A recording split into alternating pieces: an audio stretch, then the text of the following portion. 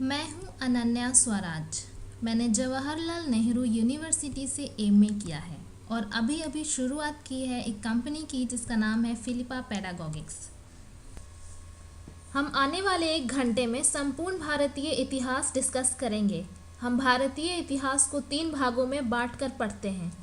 प्राचीन भारत 750 एडी से पूर्व, मध्यकालीन भारत 750 एडी से 1750 एडी तक, आधुनिक भारत 1750 एडी से 15 अगस्त 1947 भारत की आज़ादी तक। पहले भाग में यानी इस वीडियो में हम प्राचीन भारत के प्रमुख घटनाओं को समझेंगे और जानेंगे। भारत के इतिहास की शुरुआत सिंधु घाटी सभ्यता से मानी जाती है। इसकी अवधि 2500 बीसी से 1750 बीसी तक मानी गई है। इसके प्रमुख शहर हड़प्पा, मोहनजोदड़ो, कालीबंगा, लोथल आदि हैं। यह शहरी सभ्यता थी, व्यापारी केंद्र था। यहाँ सुविकसित निकास प्रणाली थी। यहाँ सोने चांदी के जेवर, हथियार, मुहर, ईंट होने के प्रमाण मिले हैं। यहाँ के लोग ऊनी और सूती वस्त्रों का प्रयोग करते थे। यहाँ के लोग गेहूँ, जौ, मांस, फल आदि का सेवन करते थे, परंतु लोहे, गाय, घोड़े होने के प्रमाण यहाँ नहीं प्राप्त हुए हैं। वैदिक सभ्यता की शुरुआत सिंधु घाटी सभ्यता के पतन के बाद आर्यों के आगमन से शुरू हुई।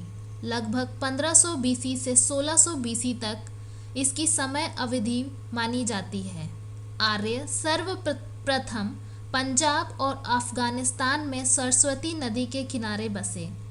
इसी समय ऋग्वेद, महाभारत, रामायण की रचना हुई।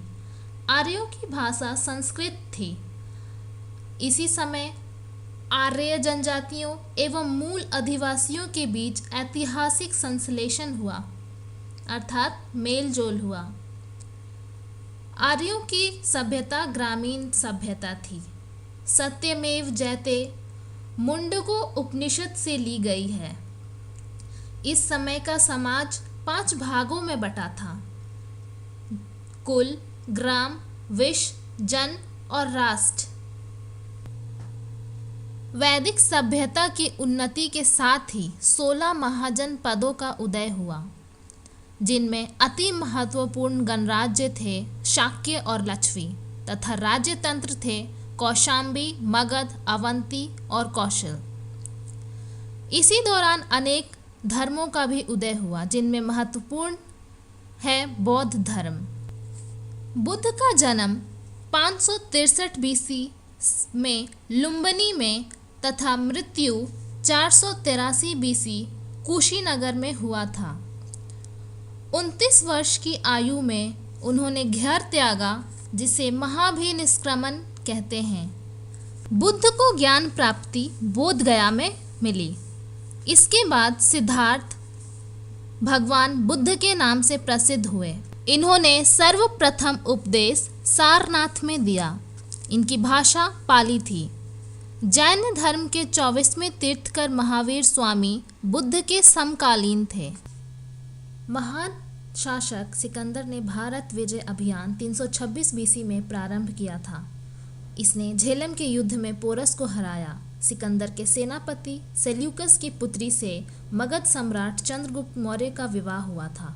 सिकंदर भारत के लड़ाकू कबीले वासियों के हाथों मालियों के गांव में गंभीर रूप से घायल होने के बाद 325 बीसी में अपने देश वापस लौट गया। मेगास्थनीज सेल्यूकस का राजदूत था, जो कई वर्षों तक चंद्रगुप्त के दरबार में रहा। आगे हम देखेंगे मौर्य साम्राज्य। मगध का उत्कर्ष 544 बीसी से बिंबिसार द्वारा आरंभ हो चुका था, जिसे मौर्य वंश के संस्थापक चंद्रगुप्त मौर्य ने संपूर्ण भारत में फैलाया। चाणक्य की सहायता से चंद्रगुप्त मौर्य ने मौर्य वंश की स्थापना की, जिसने 322 बीसी से लेकर 185 बीसी तक शासन किया। चंद्रगुप्त का उत्तराधिकारी बिंदुसार था और बिंदुसार का उत्तराधिकारी अशोक महान, जिसने अफगानिस्तान तथा बलूचिस्तान से लेकर लगभग संपूर्ण भारत में शासन किया। अशोक के अभिलेख को इतिहास का प्रमुख स्रोत माना जाता है। कलिंग युद्ध के दौरान बेहद खून खराबे को देखकर अशोक का हृदय परिवर्तन हुआ और वह बौद्ध धर्म का अनुयायी बन गया। मौर्य वंश के पतन के कारण थे कमजोर उत्तराधिकारी, आपसी मतभेद तथा इसकी महत्वपूर्ण उपलब्धियां थी गांधार कला घराने का विकास तथा बौद्ध धर्म का प्रचार प्रसार। गुप्त साम्राज्य का उदय 3री शताब्दी के अंत में प्रयाग के निकट कौशाम्बी में हुआ। गुप्त वंश के संस्थापक श्री गुप्त थे। गुप्त वंश का प्रथम महान सम्राट चंद्रगुप्त प्रथम था, जिसने महाराजा धीराज की भी उपाधि धारण की थी। चंद्रगुप्त ने लक्ष्मियों की राजकुमारी से विवाह किया तथा पाटलिपुत्र को दहेज में प्राप्त किया। इसका उत्तराधिकारी चंद्रगुप्त था, जिसे भारत का नेपोलियन भी कहते हैं।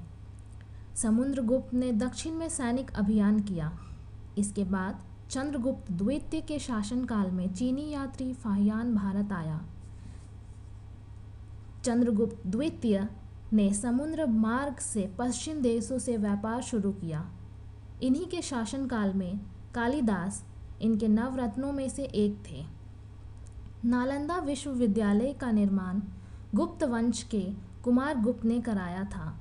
यह भारत का स्वर्णिम युग था। आगे डिस्कस करेंगे हम हर्षवर्धन। राज्यवर्धन की मृत्यु के पश्चात 16 वर्ष की अवस्था में हर्षवर्धन थानेश्वर की गद्दी पर बैठा। हर्ष शिलादित्य के नाम से भी प्रसिद्ध है। इसी के शासनकाल में चीनी यात्री हेनशांग भारत आया। बाणभट्ट हर्ष के दरबारी थे, जिसने हर्षचरित तथा कादंबरी की रचना की थी। इस काल में सिंचाई के लिए जल पंपों का भी प्रयोग होता था। अब हम पढ़ेंगे बादमी के चालुक्य। जय सिंह ने चालुक्य वंश की स्थापना करने के पश्चात वातापी को अपनी राजधानी बनाया, जो बीजापुर के निकट है। इसके प्रमुख शासक थे पुलकेशियन कीर्तिवर्मन, पुलकेशियन द्वितीय, विक्रमादित्य, विक्रमादित्य द्वितीय। ऐहोल अभिलेख, अजंता की गुहा चित्र, महाकूट स्तंभ लेख में हमें चालुक्य वंश का वर्णन मिलता है। इस वंश की प्रमुख उपलब्धियां थीं महाराष्ट्र में स्थिति सुदृढ़ करना तथा हर्षवर्धन को हराना। इस वंश के अंतिम शासक थे कीर्तिवर्मन द्वितीय। अब हम डिस्कस करेंगे कांची के पल्लव शासक। कांची को अपनी राजधानी बनाते हुए सिंह विष्णु ने पल्लव वंश की नींव रखी। इस वंश के प्रमुख शासक थे सिंह विष्णु, महेंद्र वर्मन, नरसिंह वर्मन। कला की दृष्टि से यह काल अत्यंत महत्वपूर्ण है। इस काल की उपलब्धियां थी मंदिरों का निर्माण, साहित्य एवं द्रविड़ स्थापत्य कला की शुरुआत। कला के दृष्टिकोण से अगर हम देखें तो नरसिंह वर्मन द्वारा महाबलीपुरम का 11वां मंदिर का निर्माण हुआ। मत प्रहसन की रचना महेंद्र वर्मन ने की। 10 कुमार रचित के लेखक डांडी थे और इस काल के अंतिम शासक अपराजित वर्मन थे। इसी के साथ प्राचीन भारत का रिवीजन हमारा पूरा होता है और अगले वीडियो में हम मध्यकालीन भारत को डिस्कस करेंगे। अगर आपको हमारा वीडियो अच्छा लगा तो आप इसे अपने दोस्तों के साथ शेयर करें।